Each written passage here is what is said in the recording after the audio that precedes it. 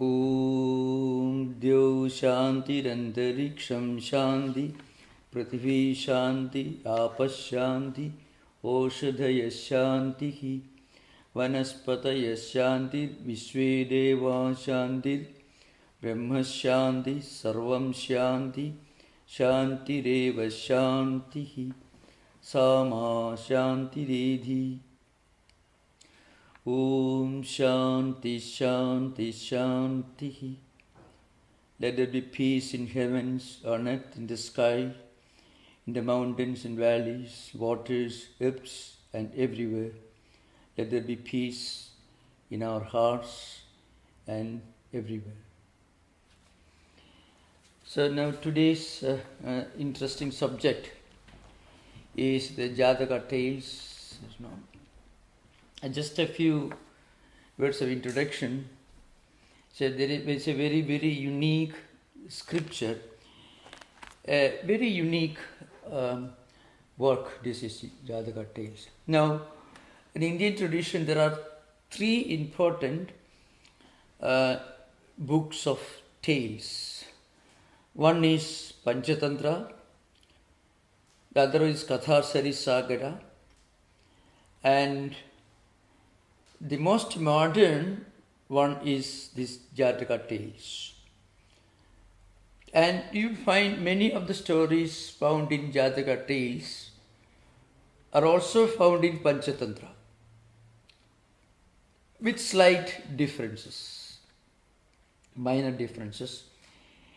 Panchatantra was originally written by a great scholar in Kashmir. His name was Vishnu Sharma. Maybe a few centuries before Buddha. Katharsari Sagara also predates Buddha's times. It's written by Somadeva Bhatta. So many of the stories from Panchatantra were already prevalent as part of the popular folklore when Buddha lived, Buddha was born. So that's why some of the stories are also found in Jataka tales. But there is one fundamental difference. The Jataka tales have got a profound spiritual significance, which perhaps cannot be said about the other two books of tales. Panchatantra was originally meant to be a narration of stories and events meant to teach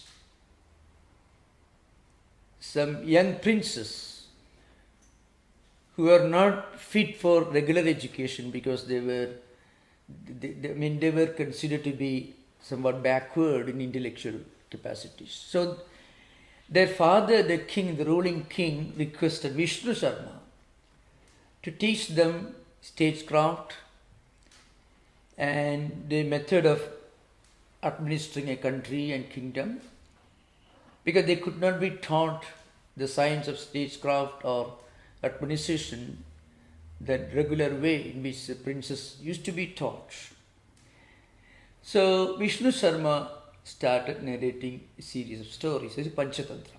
Katharsari Sagara, more or less the same identical background. It was written by Somadeva Bhatta. Now, there is something unique about the Jataka tales. They are based on Buddha's previous life cycles. The future Buddha appears in these stories as a king, an outcast, a god, an elephant, a monkey, a bird, and in many aspects.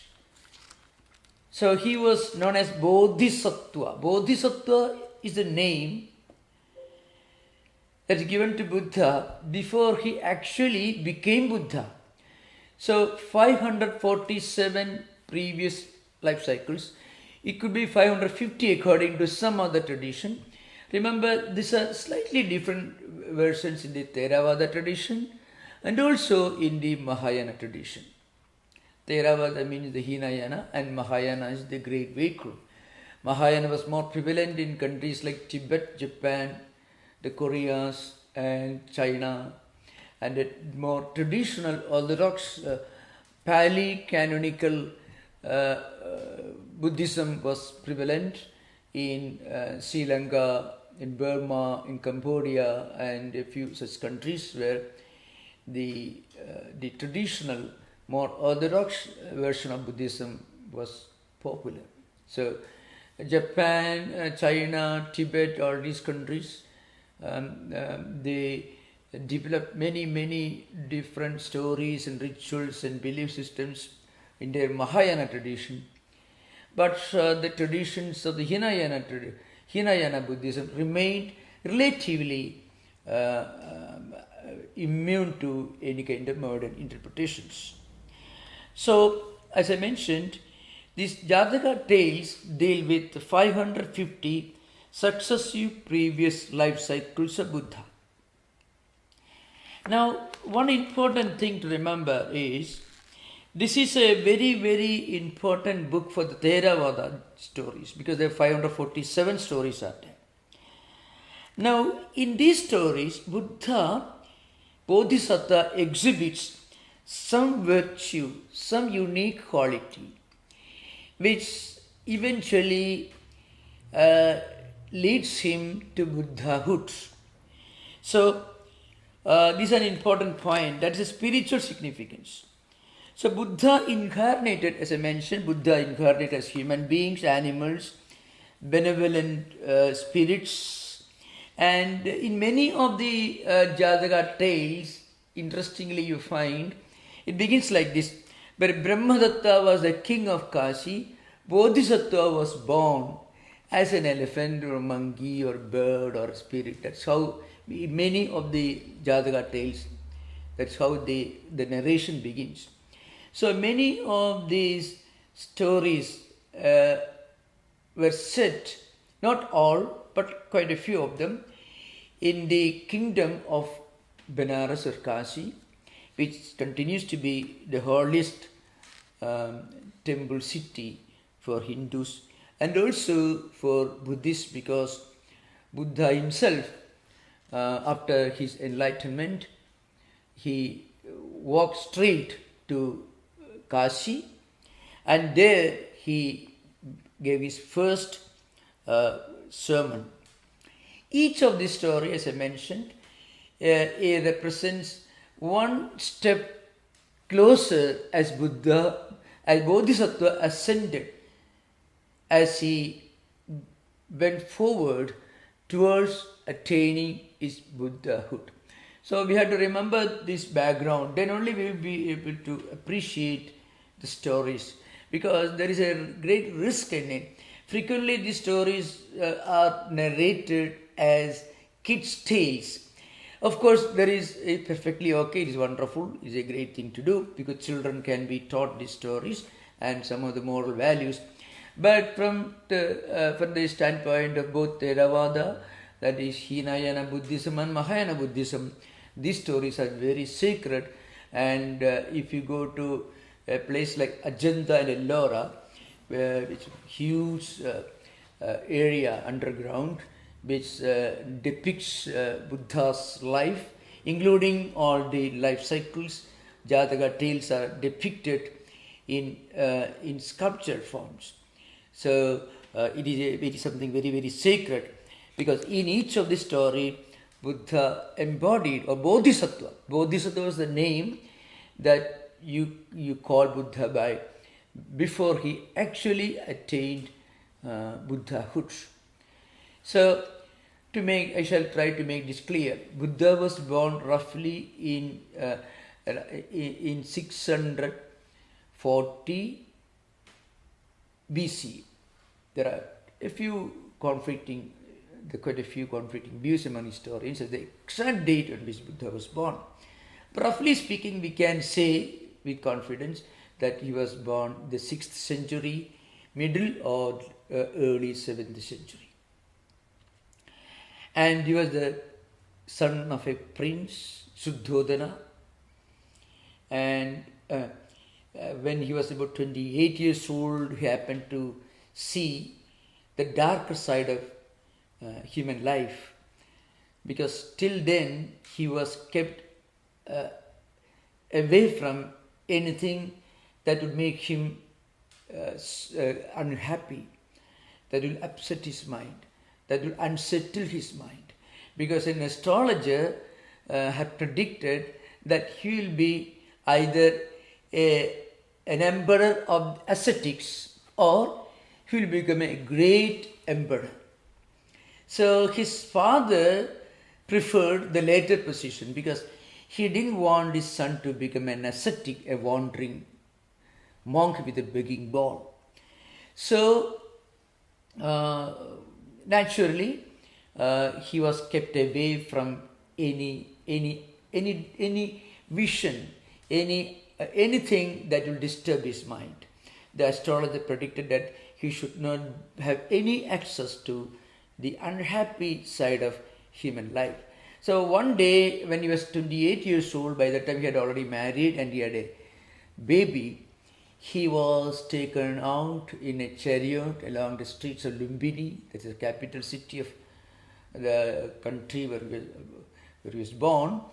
And then it was Nepal, today's Nepal. Of course, in those days, the borders were not so clearly demarcated.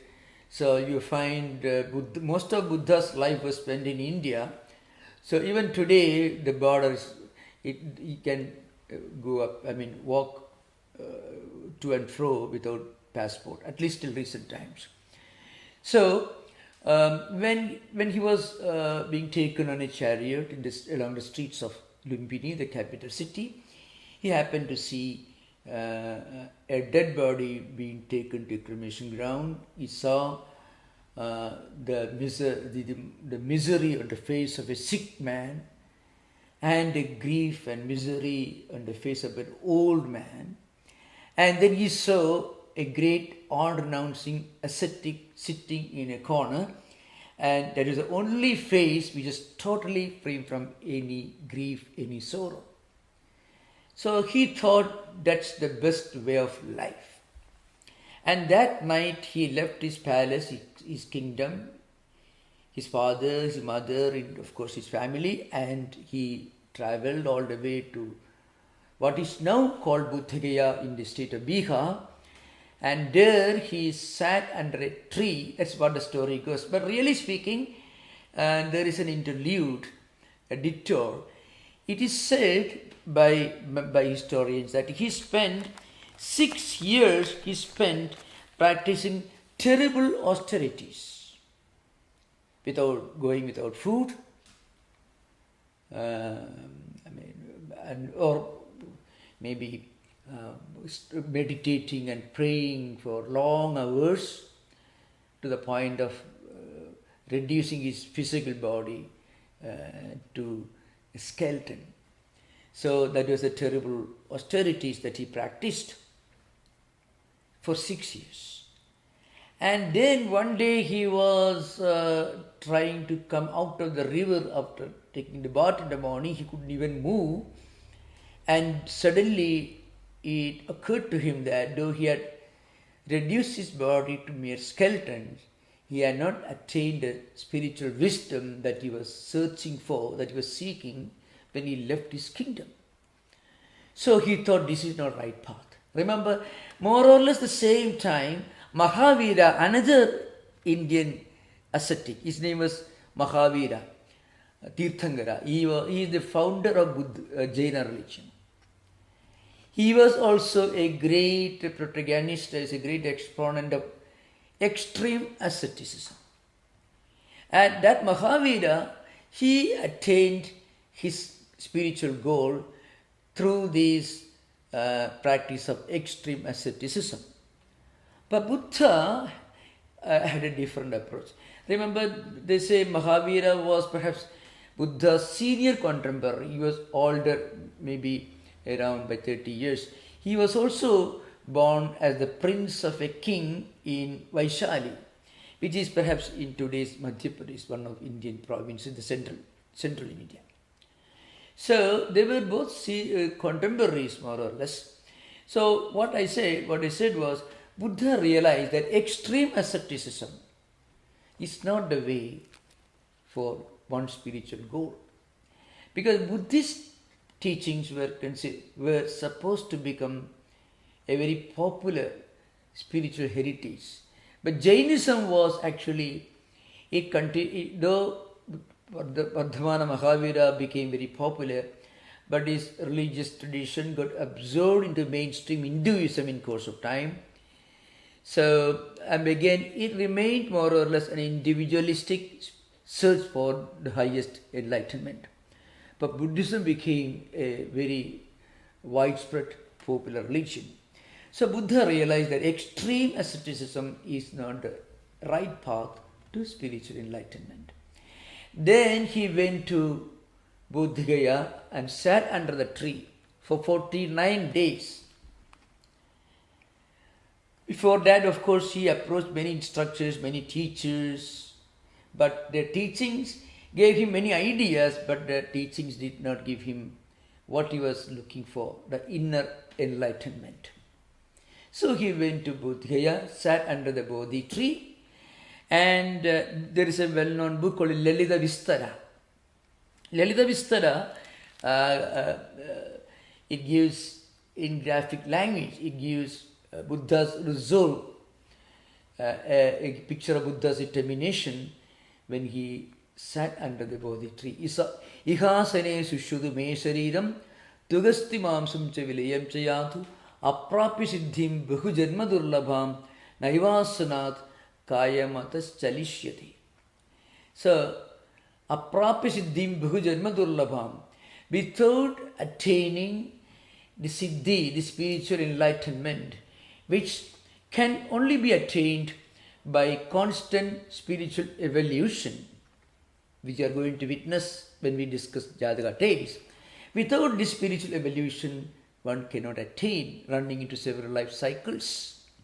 And before that, I won't get up from this seat and let my body perish, let it be destroyed, let it be reduced to bones and marrow, and let me become a skeleton, let my body perish.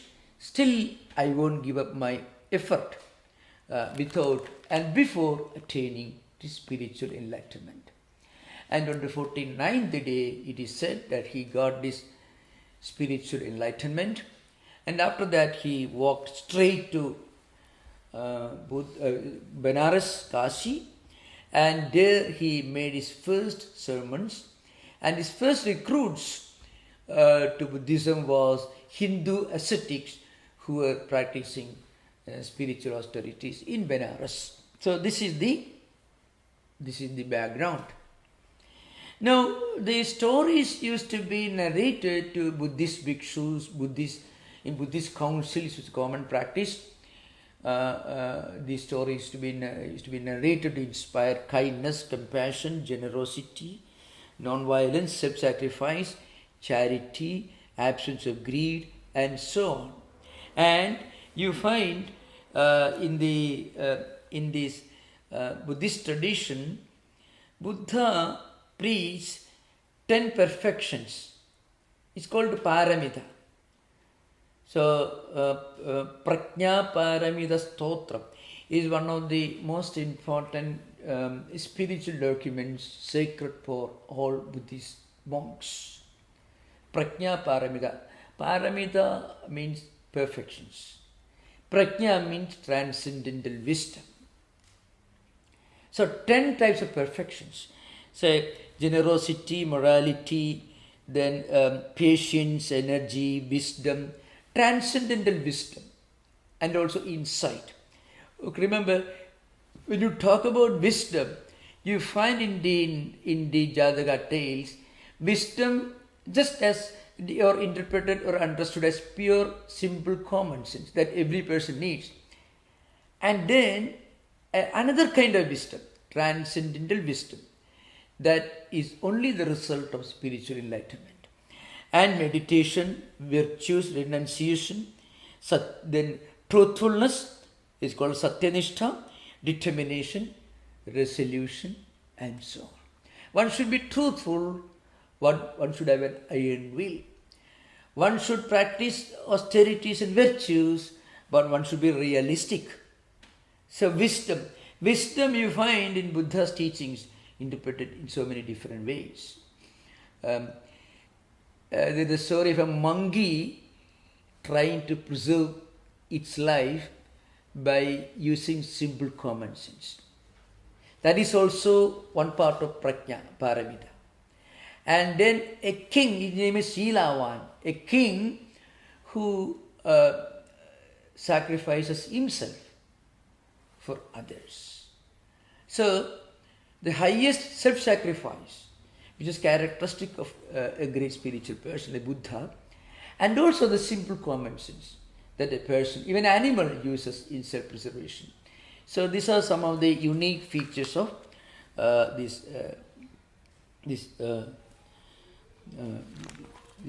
Jataka takes. And in those of you who are familiar with the Bhagavad Gita, you find, if you read the Bhagavad Gita, the second chapter, from 55th verse to 72nd verse, that is total 18 verses. It's called, it's a list of the characteristics of a spiritually enlightened person. Sthita prajna lakshanani means the characteristics, the indications of a spiritually enlightened person. More or less, they run parallel to this. And also in the Dhammapada, which is perhaps one of the most well-known, popular, smaller texts, it's part of the Tripitaka, of course, but Dhammapada itself is a relatively small book. There, in the 26th canto, is called the Brahmana Varga, where Tamaham Bhumi Brahmanam, Buddha, he concludes each of the 41 verses of this particular canto with the statement Tam Aham Bhumi Brahmanam. It means him I call a Brahmana. Brahmana here means a wise person, a spiritually evolved person. So that's the meaning. So him I call a spiritually enlightened person. And then Buddha gives a number of characteristics in 41 verses. That's called 26th canto. It's called Vaggo in Pali, Varga in Sanskrit. It's called Brahmana Varga in the Sanskrit version. In the Pali, Brahmana Varga. So, more or less, these characteristics are very similar to the 10 perfections which are listed in the Prajna Paramita.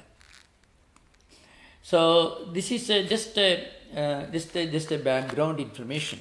Now I will try to give the spiritual aspect of it.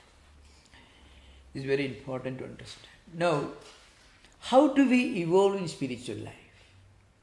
Spiritual evolution can be simply defined as the step-by-step processing or refining of our emotions and feelings, ideas and thoughts, impulses, and gradually our actions, words, thoughts and ideas. After all, if you call this man is a spiritual person because he dear to God, all right, wonderful. But what is there for me? Or how does it benefit his neighbors? If somebody claims to be a very spiritually enlightened person, and then if his neighbors cannot tolerate his presence, then it is better to be an atheist. So, from Buddhist point of view, Buddhism has evolved a very unique spiritual psychology. You will get an idea of this when you go through this Prajna Paramita Stotra. Now, what's the meaning of spiritual evolution? As I mentioned, when our samskaras, and samskara is used in Buddhist tradition very commonly, samsara is also used. Samsara means this going through this wheel of endless life cycles.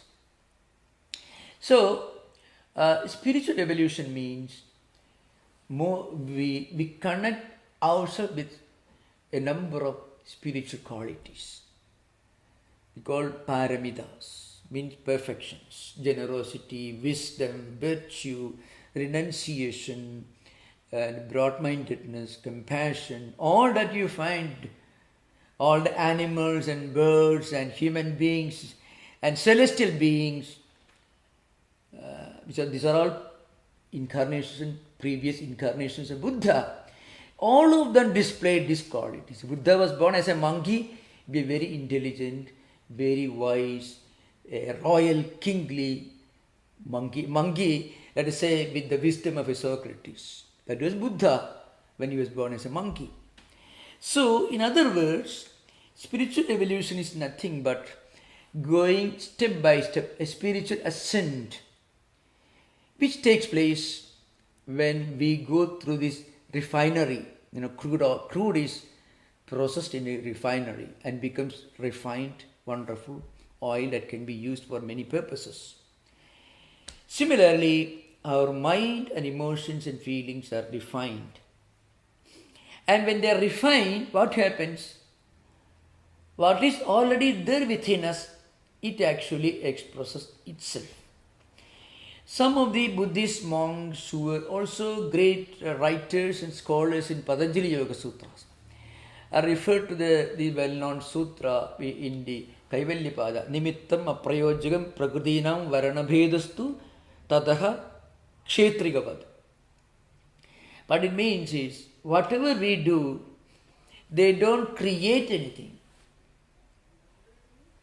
They only remove the obstacles that stand in the way of our own self-manifestation. The commentators sometimes take the example of a granite. This is frequently, of course, mentioned in the Yoga Sutra classes. It's a very, very powerful metaphor. That's also practically applicable to Yoga Sutras also, because Yoga Sutra also doesn't talk about worshipping a god. Buddha also doesn't talk about worshipping a god. Yoga Sutra is not atheistic. Like Sankhya philosophy, it is in a way it is theistic in the sense it accepts God and also the Vedas in both sense. Ishvara is also one of the categories. Accepted, but not very prominently. But Buddhism doesn't even accept a godhead. So what do? You try to imbibe these qualities and then you become divine. This is what really happened to Bodhisattva as he went through these 550 cycles of life. When he practiced yamas and niyamas and meditation, what happened, he transcended his karmic cycles. His emotions and feelings, vrittis and samskaras, impressions, thoughts, ideas, everything was purified. And every one of these previous life cycles took him one step closer to Buddhahood. So that's why Bodhisattva means Buddha as he existed in all the previous 547 or 550 previous life cycles, plus his life in the present life, his time in the present life up to his enlightenment. That whole range of time span is the age of the time span of Bodhisattva. This is an important point to remember. So when a person practices this, slowly his karmic blocks get loosened and he gets out of this karma, vritti, samskara, chakram, and slowly the what you call nirodha in yoga or vairagya in Vedanta and Bhakti Shastra, all these become natural to him and he becomes a real Buddha. This is the essence of the story. Now I shall try to refer to some of these Jataka tales. I have selected three Jataka stories. In an ascending order, they represent the evolution. They give an idea of the evolution of a spiritual seeker. The first one is called, it is called Vanirinda Jataka. So, surprisingly, at the end of each of the Jatakas, most of them you find a statement by Buddha, and they will say, in that story, that monkey, or that elephant, or that king, or that person who represents these higher virtues, it was I. And then in each of these Jataka tales, more or less, there is a villain also. A villain who gives troubles to Buddha, Bodhisattva. And that villain is none other than Devadatta. Devadatta was born as a distant cousin of Buddha in his actual birth. So he was the son of Shuddhodana, and there are different versions.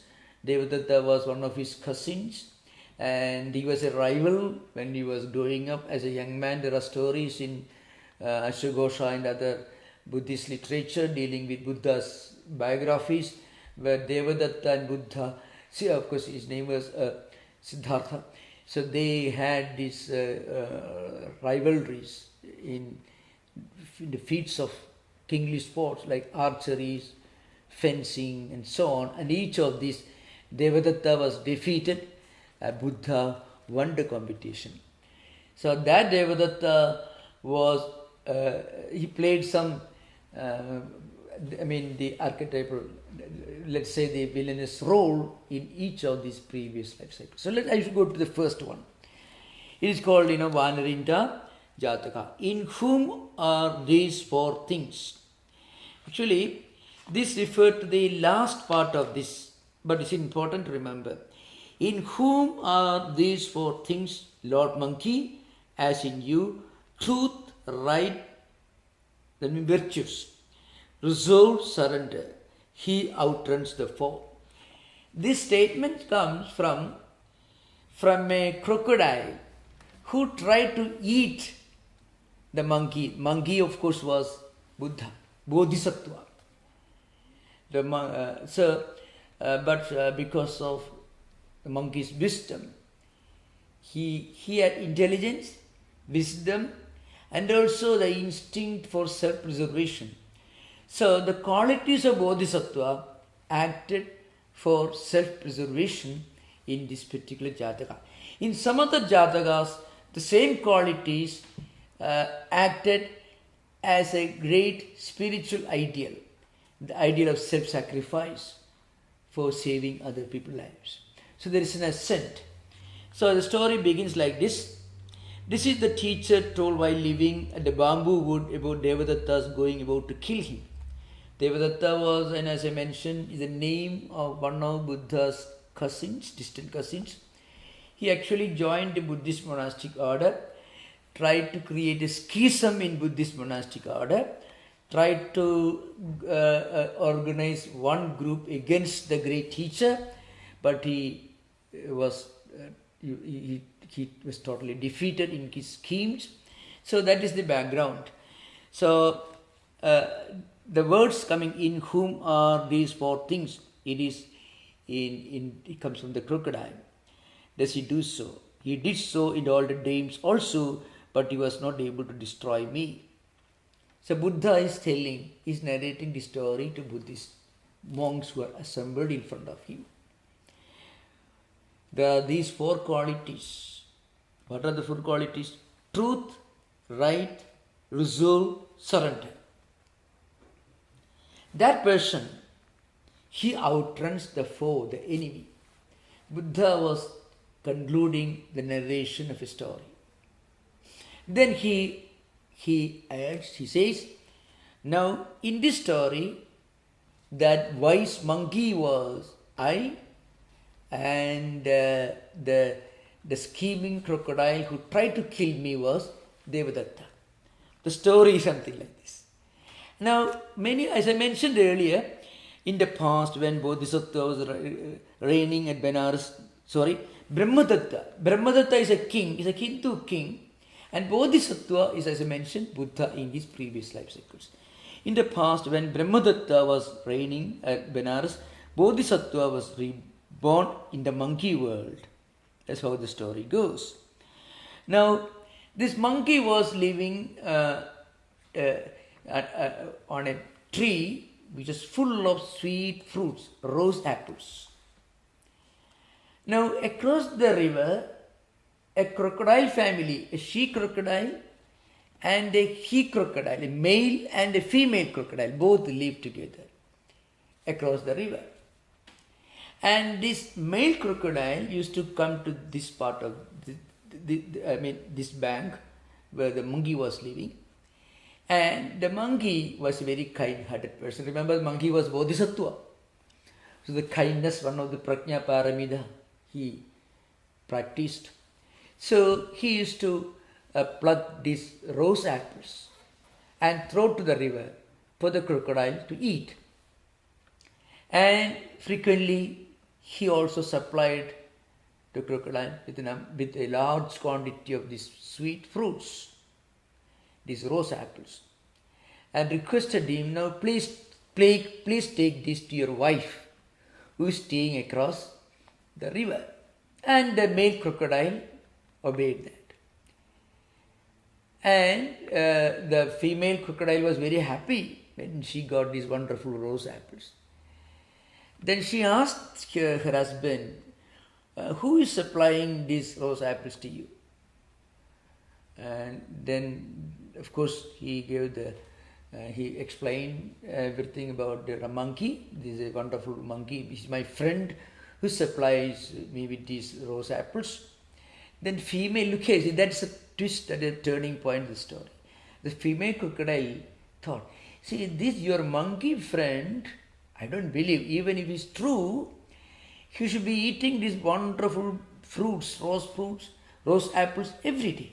It's very sweet and delicious. So his whole body should be very delicious and sweet. And his heart, which is the center part of the body, should be extremely delicious and sweet. So I want to eat that heart of the monkey. The male crocodile tried to dissuade her, but anyway, in families, it's not always possible. Eventually, the male crocodile had to come and invite the monkey for lunch, the crocodile home. The monkey agreed, and the monkey is sitting on the top of the crocodile swimming across the river. When they reached the middle of the river, the crocodile began to shake, and the monkey got disturbed.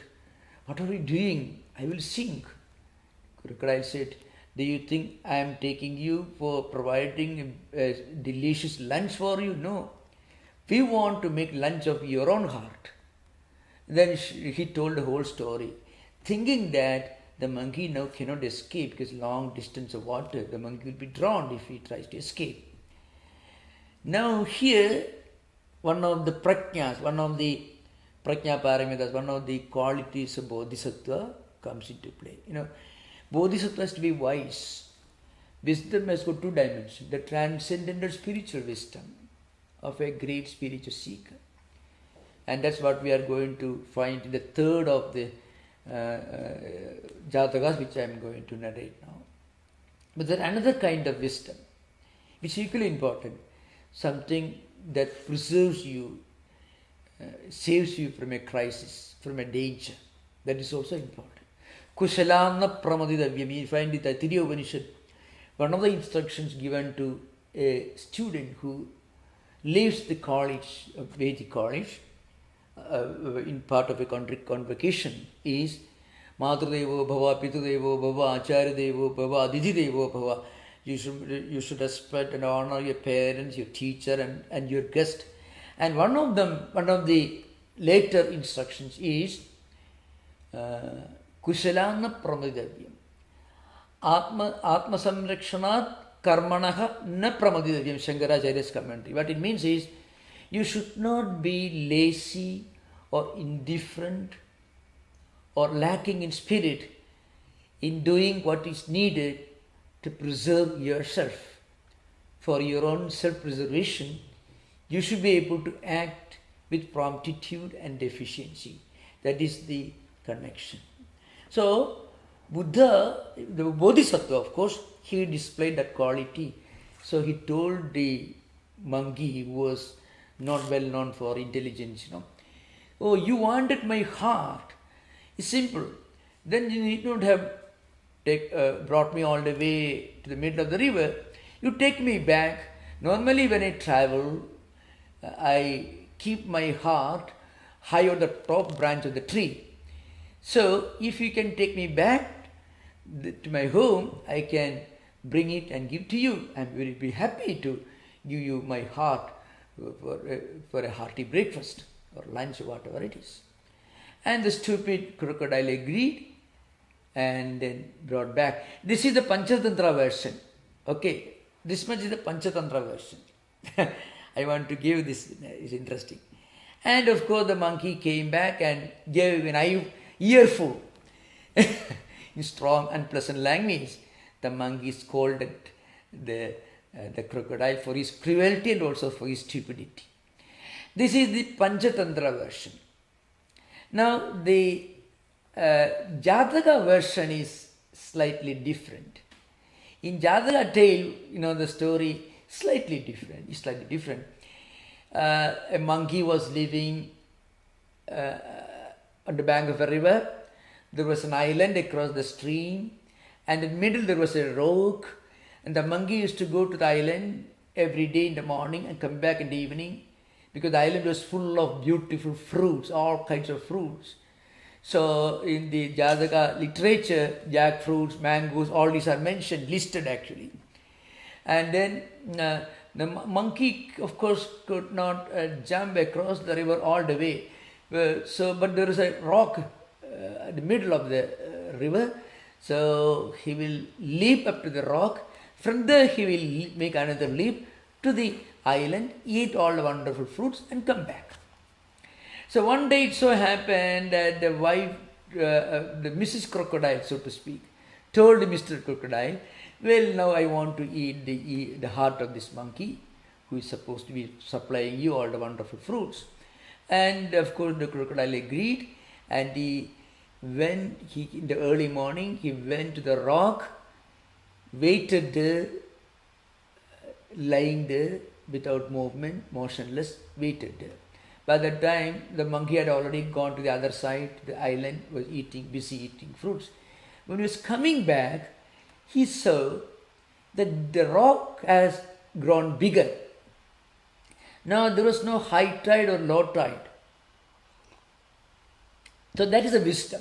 So wisdom in many shades, many manifestations you find in Bodhisattva story. He looked around, he thought normal monkeys won't do that. That is a Bodhisattva monkey. So he knew there was something wrong here because there is no high tide or low tide. But still the rock has become so much bigger. This is a problem. So what monkey did, he shouted, he pretended as if the rock would speak to him. He was a good friend of the rock. Hello rock, how are you? The monkey asked the rock. Of course the rock didn't say anything, and the crocodile thought it should not move, that it should be mistaken to be part of the rock. So it did not move. The monkey shouted again and again. Then the crocodile began to think.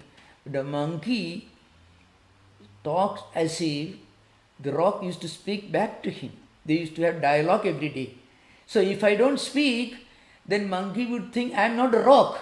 Then it won't jump and I won't be able to get his heart. So the crocodile began to speak. I am here. I am Mr. Rock here, monkey. Then Bodhisattva, the monkey, realized it is not a rock. So he could befool the crocodile, and then what the crocodile told him, I want your heart. Monkey said, all right, I'm ready to give you, but I shall jump to the other side of the river and I want to give you my heart while jumping. If you keep your mouth open, wide open, then I can throw my heart into your mouth and I can jump across. The crocodile believed. And as it opened its mouth wide, it had to close its eyes. And what happened, the monkey leaped, pounced upon the crocodile and then leaped to the other side and escaped. This story. Now this may be wonderful for stories meant for children, but the reality is there is a great spiritual message. The wisdom, the common sense to understand the situation and to act accordingly. So spiritual wisdom, spiritual understanding becomes everyday life common sense in our actual real life. A spiritual person will be able to make sense of some of the implications which may not be easily is obvious to other people. He will be able to make sense of the situation and act according to wisdom, propriety, and especially he will be able to preserve himself. This is the message. This is the first stage in this evolution. The second, now here self-preservation is the message.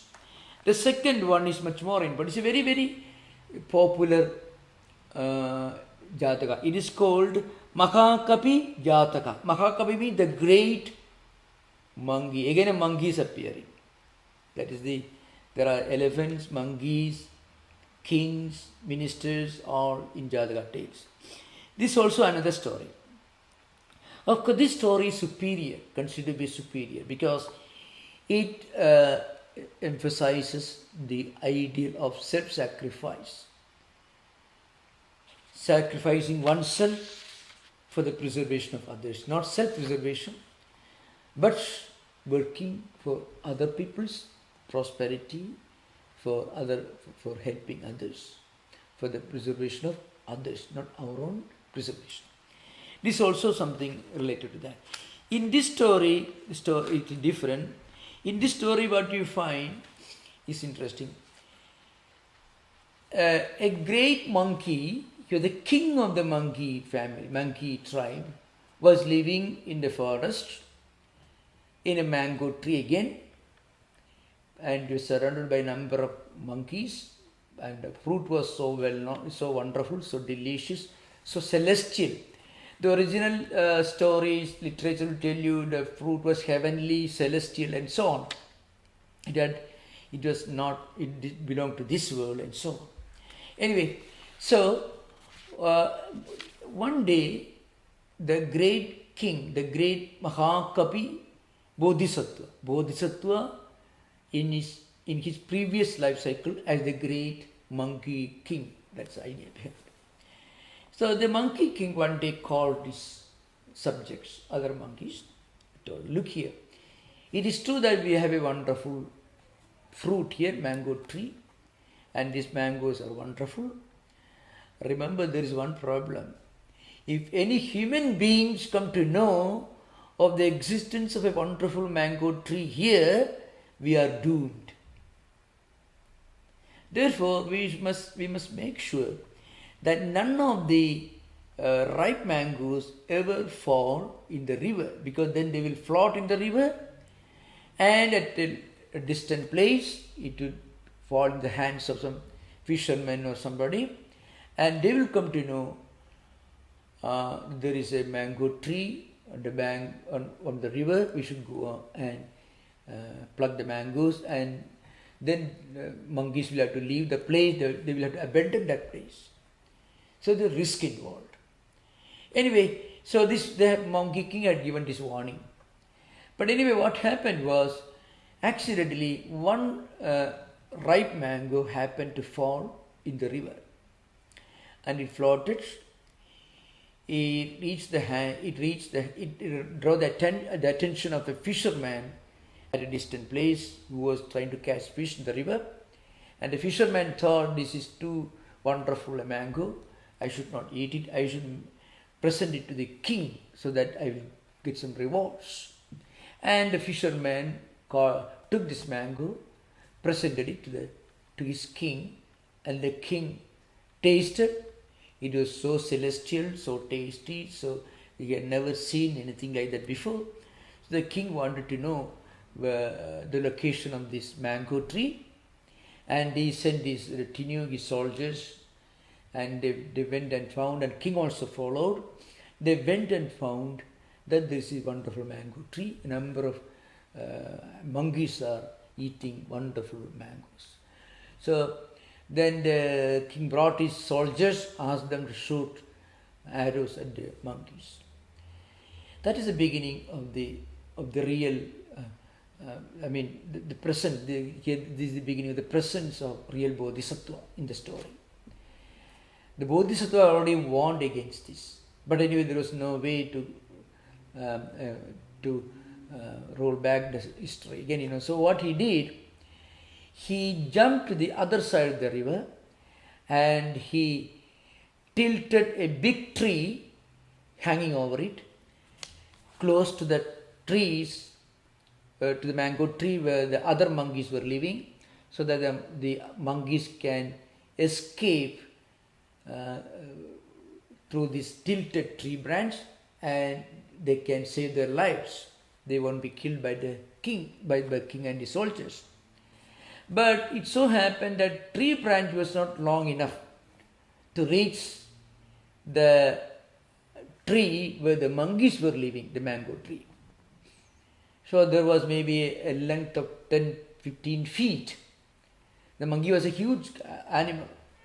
So what he did, I'm ready to sacrifice my own life. So he stretched his body. So I told other monkeys, now you can step on my back and go to the other tilted branch of the tree and then escape from here. Otherwise you will be killed. Anyway, the story says the 80,000 monkeys had escaped, saved their life. That is, of course, in the storytelling method, the language of mythological stories. Anyway, all the monkeys escaped, but while escaping, they stepped on the body of the monkey king. And through exhaustion and injury, it was about to fade. But the king was watching all this. Remember, the king here, you should remember, the king was Ananda. He was a very intelligent man. The king was Ananda, because Ananda was one of the principal disciples of Buddha. Devadatta was the arch villain, was born in his own lineage, was a cousin. But Ananda was born elsewhere. But Ananda later became one of Buddha's most trusted disciples. He became a great monk.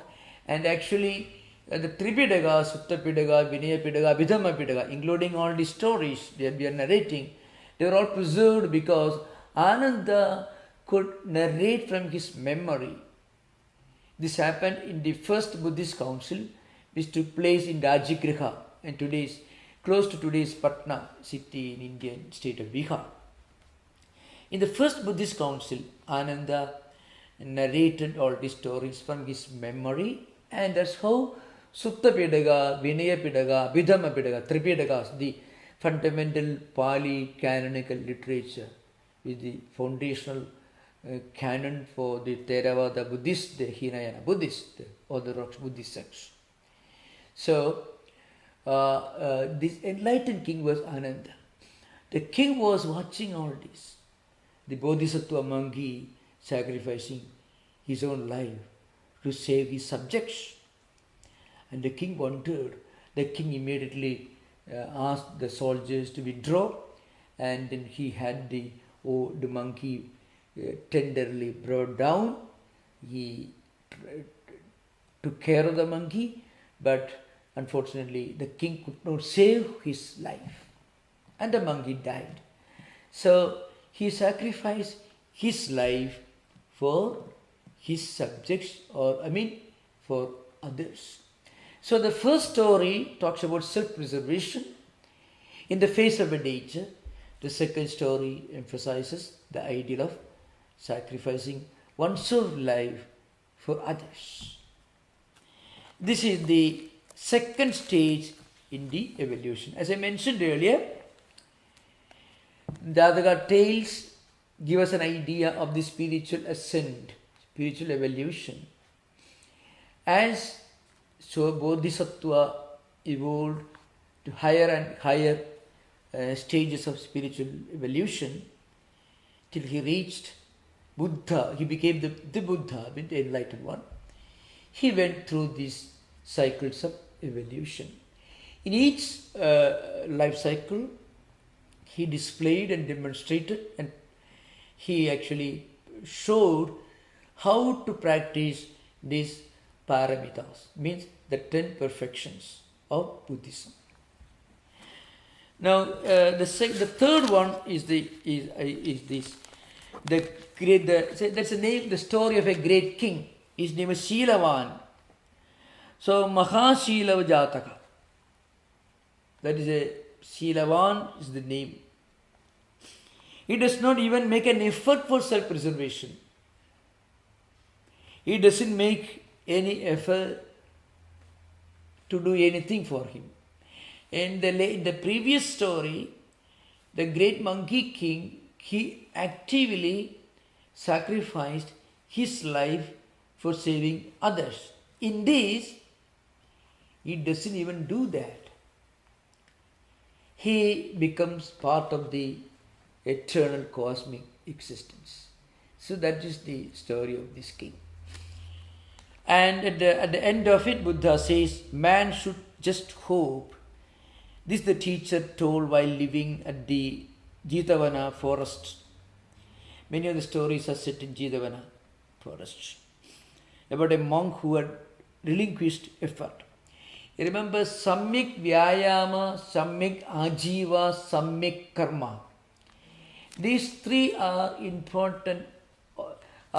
These three are some of the most important of the eightfold disciplines that Buddha preached as a path to nirvana. That's the fourth noble truth, the way to nirvana. Sammik Dishti, Sammik Ajiva, Sammik Karma, Sammik Samadhi, Sammik Sankalpa, etc. The right effort, the right meditation, the right livelihood, the right thought, and so on.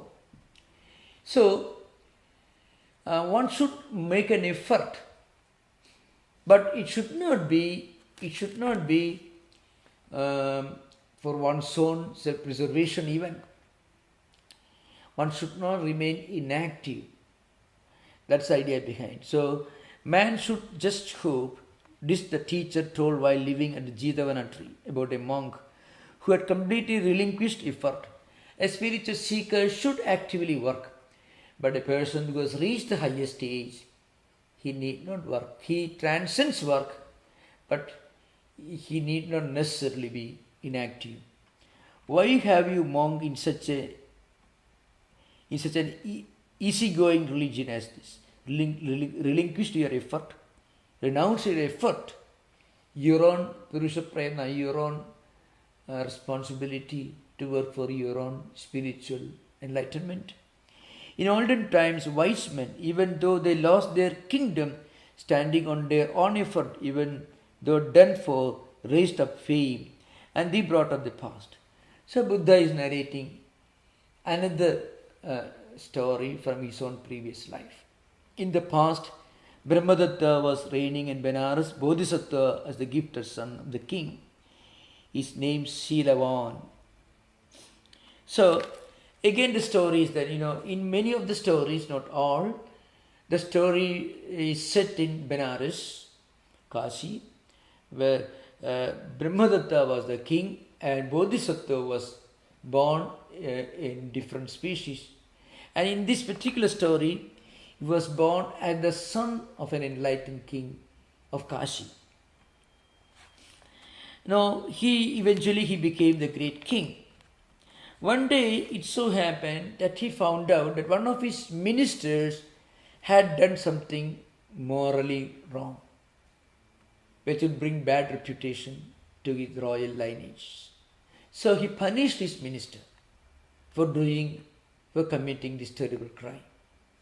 And so, still he was very, very, very compassionate, very virtuous, very tolerant. He did not give up his toleration, which is also one of the paramitas, one of the 10 perfections. But at the same time, truthfulness, justice, that is also one of the parameters. So he had to punish the minister. So he told he had stolen wealth from the royal treasury. You take away whatever you have stolen, but you should leave the kingdom with your family. He did not physically punish the minister, did not even confiscate what the minister had stolen from the royal treasury. He allowed him to keep it, but he should renounce, he should go away from the country. And the minister went away. And the minister went to the neighboring kingdom, Kosala. Kosala is very close to today's Ayodhya area in UP. So he went to Kosala. Actually, Kashi was a much bigger, much larger kingdom, much more, and the king was much more powerful, much more efficient. But he was Shilavan, means he had all these perfections. So that made him very, very, very mild, very tolerant, and very kind and compassionate. The other king was much weaker, but he was very aggressive, very haughty, and very greedy, the king of Kosala. So the minister who was driven away, in fact he was asked to go away from his own kingdom, from Benares. He took shelter in the royal court of the king of Kosala. And then he told this king, the traitor that he was, see, the Kashi kingdom is very large, but the king is worthless. He is very kind-hearted. He doesn't know how to run the country. He is kind-hearted even to those who committed crimes. His own case, he had stolen treasury and he was forgiven, but was asked to leave the kingdom. Even that kindness and compassion shown to this man, he interpreted as a sign of weakness, not of generosity. That was the culture of this evil king. I remember this evil minister, remember please, evil minister who stole the treasury and was driven away from the kingdom of Benares. He was Devadatta. That's what Buddha will tell. At the end of it, will say that evil doer, the evil minister was Devadatta. That's how the story goes. And then what happened was, he instigated the king of Kosala, and he told him, if you go and attack Kashi, the kingdom of Benares, you can easily conquer the kingdom. And of course the king of Kosala didn't agree. He thought he was a traitor. But eventually he persuaded the king of Kosala to attack the kingdom of Benares. And when he was attacked by the king of Kosala, the king of Benares, he did not resist. He asked his ministers and others to come to the top of the terrace, and he held a court there, and he allowed the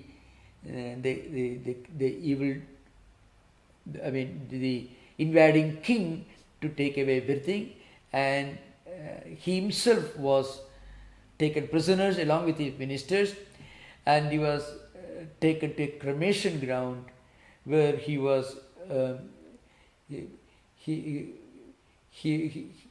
was put under the pit right up to the neck. He could not move. The ministers, this compassionate Bodhisattva king Shilavan, they were all put in a position they could not move.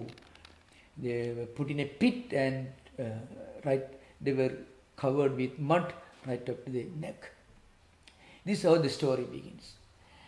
Now, what really happened was, some jackals thought they had wonderful food. At night they attacked. The wandering jackals invaded the cemetery, the cremation ground, thinking that they could eat these human beings.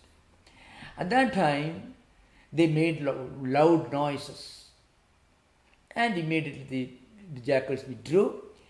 And then the story goes, it says, two demons appeared They lived in the cremation ground and they normally ate this human flesh.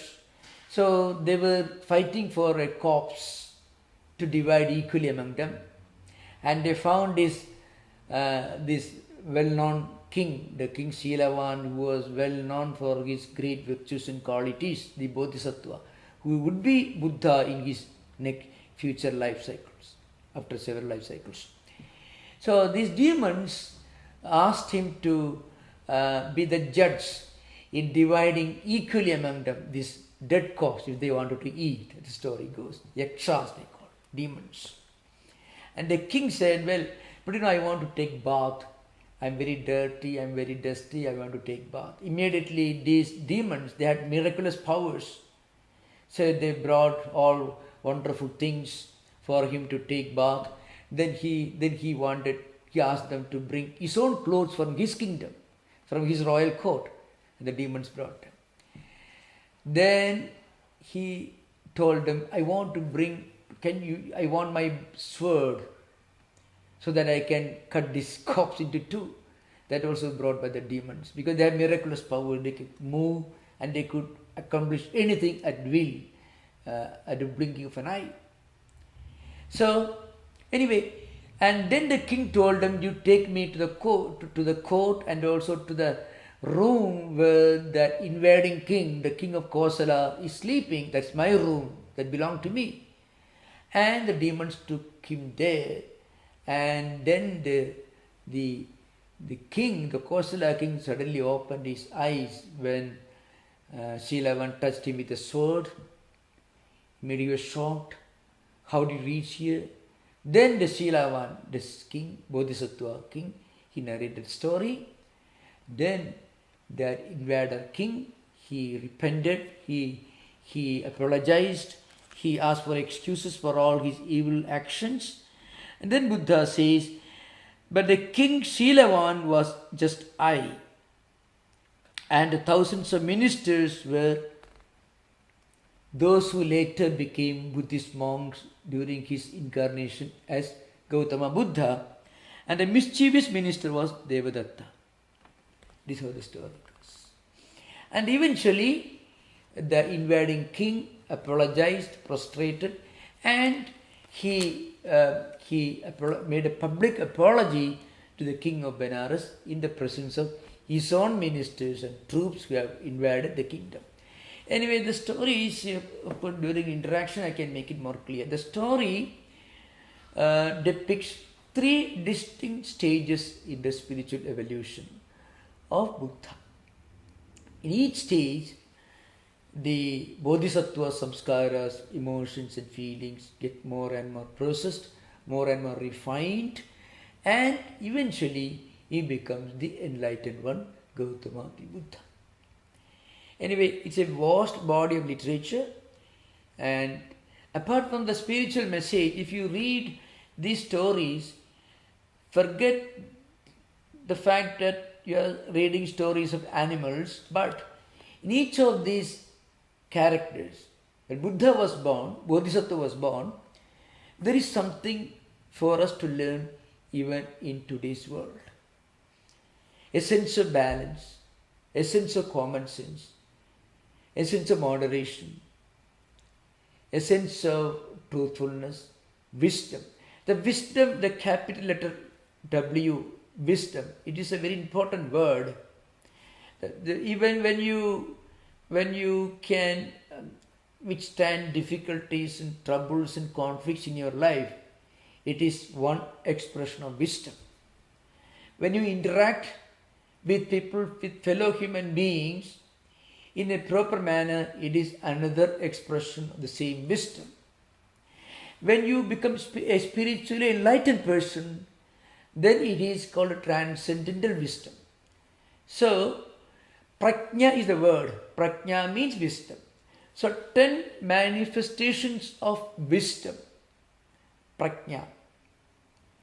Prakashena jnayate prajna. This is a Sanskrit definition. What it means, when you understand a thing in its most comprehensive, in its most all accommodating way with a deep insight and farsight, that is called prajna. When you reach that kind of spiritual insight, then you will express without your effort, automatically will manifest all these 10 perfections. That is all listed here. That is generosity, morality, patience, energy, meditation, virtue, and then renunciation, truthfulness, determination, resolution. That's also very important. In all these bodhisattva incarnations you find, whether it was a monkey or elephant or king or minister, whoever may be, bodhisattva was a man of strong determination, moderation, wisdom, propriety, virtues, toleration, patience. All these you find in the bodhisattva manifestations. Now we can have interaction maybe for 10-15 minutes. Most welcome.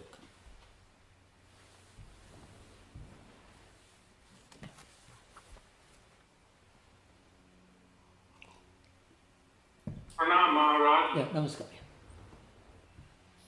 I was wondering if the Buddha had a teacher or a guru like a Ramakrishna was to Swami Vivekananda.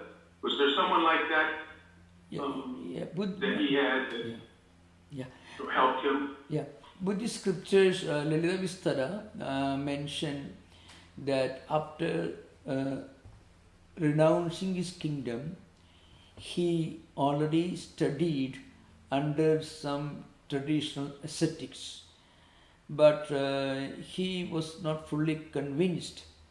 So then he practiced these ascetic disciplines for 6 years, and still he was not fully satisfied. Then he sat under the Bodhi tree for 49 days. That's how he attained enlightenment. So we do not really read about a guru in the sense that Buddha, we do not know about Buddha's own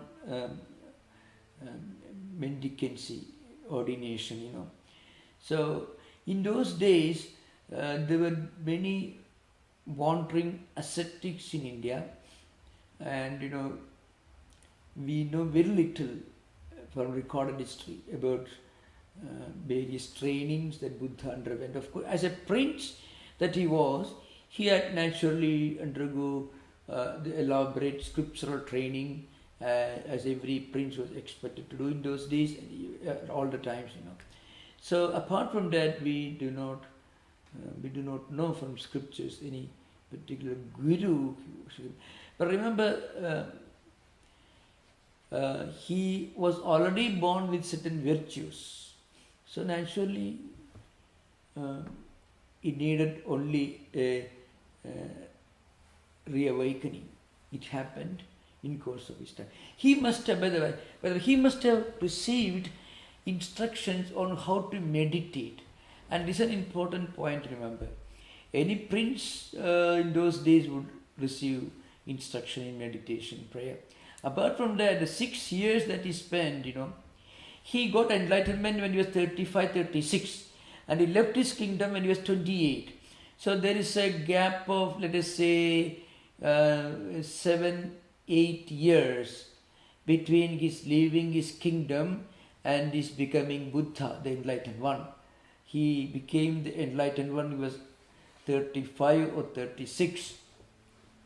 So he must have received a lot of instruction on how to pray, how to meditate, especially yoga practices. Buddha's sitting images show clearly many mudras and many yogic postures that show that he must have had training in all these practices. Yeah. Thank you, Maharaj. Thank you. Thank you.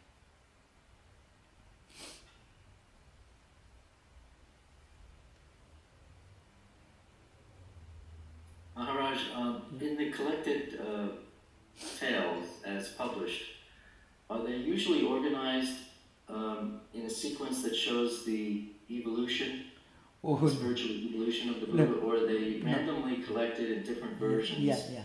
I think they didn't have the interpretation. This only interpretation that I have to choose for today's talk. So when you read Jataka tales, of course, it is very clearly stated that Jataka tales they depict these these paramitas. I mean, these 10 perfections. That's well established, part of the mainstream interpretation of Jataka tales. But these 3 stories I selected only at random. Maybe you can have similar sets of 3 stories from any angle, because there are so many of them. 50 of the Jataka tales are well known, very popular now. Right now. Yeah. Now, at the aha moment when Devadatta is revealed as the villain, his nemesis appears in various guises in all of these tales, or many of these tales. Yeah. Then, does the personage of the Buddha go, aha, there you are again, or is it always a surprise? Let's go there. Could you repeat the last? The villain reappears. Is the Buddha expecting him? Or is the Buddha endlessly surprised in each incarnation? Yeah, we come to know that these evil characters were the previous incarnations of Devadatta. Only when Buddha, at the end of the narrative, he makes it clear. In this story, that Shilavan king was I, and the evil minister was Devadatta. This is how he concludes each of these, many, not all, but many of these narratives. From that we understand he is addressing Buddhist bhikkhus, Buddhist monks assembled around him. So there is one view, reincarnation and the law, the doctrine of karma. This should be understood when we kept in mind when you interpret these stories.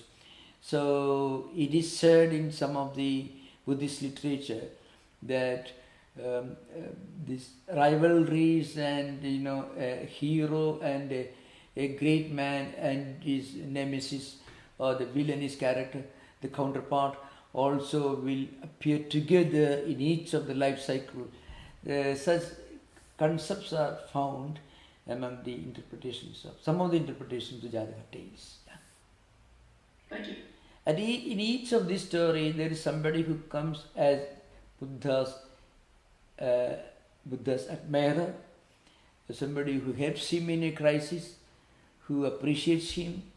So this king who appreciated the compassion of the royal monkey king, who brought him down and tried to save his life. So it was the Ananda. So same that was in Ananda's previous life cycle. And he eventually, when he also reached a higher level of spiritual evolution, then he became fit to be born as Buddha's disciple, when Bodhisattva himself reached the highest Buddhahood and was born as Siddhartha. Yeah. Pranam Swamiji. Yeah. I will ask a question on behalf of a YouTube listener. Yeah. His name is Kumara Kantirama. Yeah. He says, Swamiji, is Dhammapada the best book to hear Buddha's words directly, or are there other books? Which translator's book is the best? Kindly suggest. Yeah, no, Dhammapada is considered to be one of the simplest and most well known. The Sutta Pitaka is itself very prominent. So, naturally, that is true. But this Prajna Paramita Sutra is a sacred hymn sung by the Hinayana Buddhists. Mahayana is also, it's very important. It is a sacred, Prajna Paramita Sutra is the sacred because it directly tells you how you should live. You need not take very seriously all the various characters in the stories, but the main character who is a symbol of the great virtue that he embodies. That's the message of the Jataka tales. In that respect, Jataka tales have a great relevance for people. It is a Prajnaparamita Sutra is a sacred sutra that Buddhist monks repeat with a great sense of sanctity and devotion. So it's very sacred.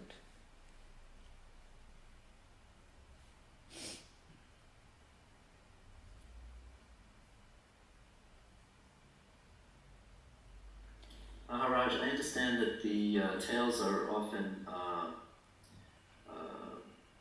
adapted for stage and dance.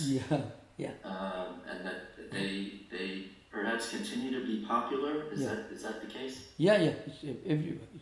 The Jataka tales have influenced art, literature, music. As I mentioned, in the Achanda Ellora caves, whole compartments are dedicated exclusively to the depictions of the Jataka tales. Yeah. So that much more pictorial presentation, and it is so universal. Whatever religion we may belong to, or we may not belong to any religion, still these tales do have a value and relevance. Nobody can deny that. That is the unique appeal of Jataka tales. Yeah.